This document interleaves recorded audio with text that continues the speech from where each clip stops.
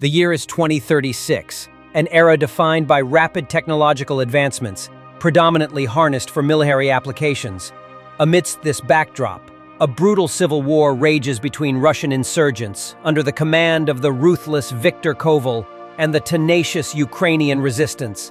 In response to the escalating conflict, the US government deploys its forces, including cutting-edge military androids, ominously nicknamed GUMS, to bolster Ukraine's efforts. During their inaugural mission, American troops find themselves caught in a devastating ambush, orchestrated by Russian insurgents. The GUMS, touted as invincible, are swiftly dismantled, forcing the human soldiers to scramble for cover.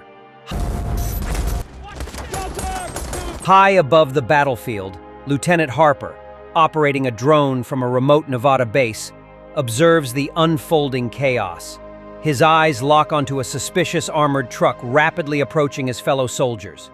Harper urgently requests permission from Sergeant Miller on the ground to unleash missiles upon the vehicle. But Miller, his voice strained with urgency, denies the request, citing 2 wounded soldiers stranded precariously in the road. Undeterred, Harper requests permission, this time from Captain Bryan, emphasizing the critical priority of saving the troops outside the immediate impact zone. Bryan, however, echoes Miller's refusal. As a menacing rocket launcher emerges from the truck, Harper, faced with an impossible choice, disobeys direct orders and launches a missile, prioritizing the lives of his 38 comrades. While the majority of the troops are saved, the 2 wounded soldiers perish in the fiery explosion, an outcome that ignites a simmering rage within Miller. As a direct consequence of his insubordination, Harper is summarily demoted from his coveted position as a drone pilot. His new assignment? Camp Nathaniel, the American military base nestled deep within Ukraine. This marks Harper's first time serving in an active conflict zone, a stark contrast to the sterile environment behind a screen he's always known. Colonel Ert greets him with a grim warning. If Harper survives this tour, he can return to the Air Force. If he dies, his story will serve as a cautionary tale for future drone pilots, a testament to the absolute necessity of obeying orders without question. Seeking out his new captain, Harper enters a bustling barracks where GUMS are being loaded onto transports. He locates his new captain, a man named Leo, who meticulously reviews Harper's military record, noting his impressive 56,000 flight hours and a near-perfect 99% effectiveness rate. Leo also uncovers Harper's personal aspirations, specifically his plans to marry his girlfriend upon returning home. Harper's very first assignment under Leo's command is a critical one: deliver vaccines to a clinic battling an alarming cholera outbreak. The clinic, though situated within the heart of a war zone, is filled with innocent women and children, a stark reminder of the human cost of conflict. Leo then reveals the broader strategic picture. Russian forces aim to annex Ukraine. However, the US objective, at least Leo's personal one, is to neutralize Koval, the architect of a devastating bomb blast that claimed 25,000 lives in Kiev. Koval's ultimate, more sinister goal is to seize control of the perimeter system, a clandestine cache of Russian nuclear warheads located within Ukraine. As they prepare for the perilous mission, a chilling revelation unfolds. Leo's body suddenly becomes transparent, revealing him to be an android. Harper is utterly shocked.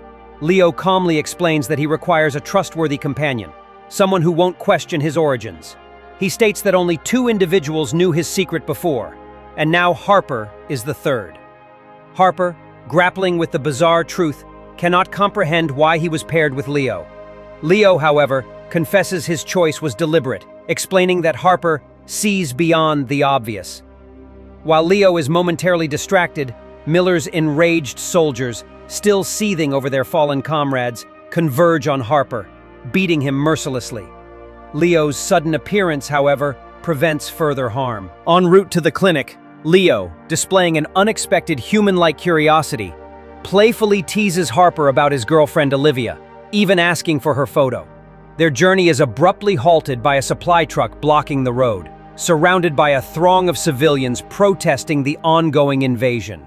Tensions escalate when a civilian hurls an object at a GUMS soldier, who, without hesitation, retaliates by shooting them, instantly igniting further unrest. Leo, with remarkable composure, calms the enraged civilians by negotiating with their leader to move the truck.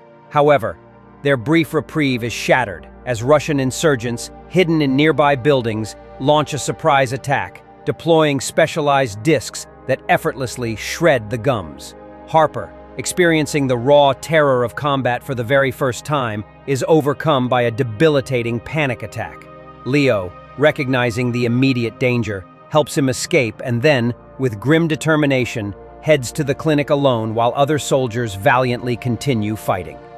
Along the way, Leo reveals another intriguing detail about his design. The Pentagon deliberately crafted him as an African-American man, believing his face conveys an air of neutrality, a strategic advantage in tense situations. They arrive at the clinic, nestled within a sprawling refugee camp, and successfully deliver the vital vaccines. Suddenly, a sniper, dispatched by Koval, unleashes a volley of incendiary bullets, narrowly missing them but tragically killing several medics. When Harper himself becomes the sniper's target, Leo, with lightning-fast reflexes, jumps in front of him and fires, incapacitating the sniper. The android attempts to force the sniper to reveal Koval's whereabouts, but when the defiant man refuses, Leo leaves him to the mercy of the enraged refugees, a chilling demonstration of his evolving morality. A shocked Harper complains vehemently about Leo's blatant disregard for military protocol. Leo, unfazed, explains that despite being designed as a soldier, he possesses the capacity to act on his own free will in extreme circumstances, almost as if he has emotions. Soon after, the unlikely duo meets Sofia, the enigmatic leader of the Ukrainian resistance, who appears to share a surprisingly close relationship with Leo. Sofia informs them that Koval is relentlessly pursuing nuclear codes, hidden within the city for decades, though she herself doesn't know their exact location. She directs them to a black market to contact Oslak, a notorious arms dealer who might possess crucial information. Oslak, predictably, is unwilling to cooperate, forcing Leo to resort to his formidable combat skills.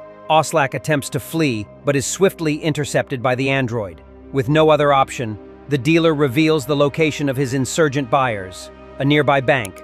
Sofia then, with chilling composure, shoots Oslak in cold blood, explaining that he was a former Ukrainian ally who had betrayed them. En route to the bank, Harper suggests calling for backup, but Leo, with a resolute shake of his head, refuses. He reveals a startling truth. He's investigating Koval independently, operating entirely behind the US government's back. He needs Harper as a companion to avoid raising suspicions within the tech team, ensuring his continued operational freedom. Before entering the bank, Leo instructs Harper to remove his respirator, explaining that the Russians could detect it. It's also at this moment that a flicker of pain registers across the android's face, a startling indication that he, too, can feel physical discomfort. Inside the bank, they immediately encounter a formidable contingent of insurgents. Leo, suspecting Koval might be present, alerts Irt. They engage the Russians in a brutal close-quarters battle, combining rapid gunfire with devastating melee skills, while a visibly nervous Harper valiantly attempts to escort the terrified hostages out. When Leo's ammunition runs dry, a Russian soldier armed with a machine gun catches him off guard. However, Harper, with quick thinking, provides a grenade launcher, helping Leo eliminate the robot. Leo then charges towards the vault, systematically eliminating more enemy gums, while Harper continues leading the hostages outside, where he is met by reinforcements. Not human soldiers, but more Gump units. Suddenly, more insurgents and their gums emerge from the bank, holding additional hostages. Harper, attempting to emulate Leo's calm negotiation tactics, tries to reason with them. But the American gums, programmed in their core, immediately open fire, initiating a chaotic shootout that claims the lives of several innocent civilians. Soldier Gades, with a desperate urgency, warns Harper to leave the area because a drone strike has been called to flatten the entire sector, an act of sheer desperation willing to sacrifice innocent lives to take down Koval.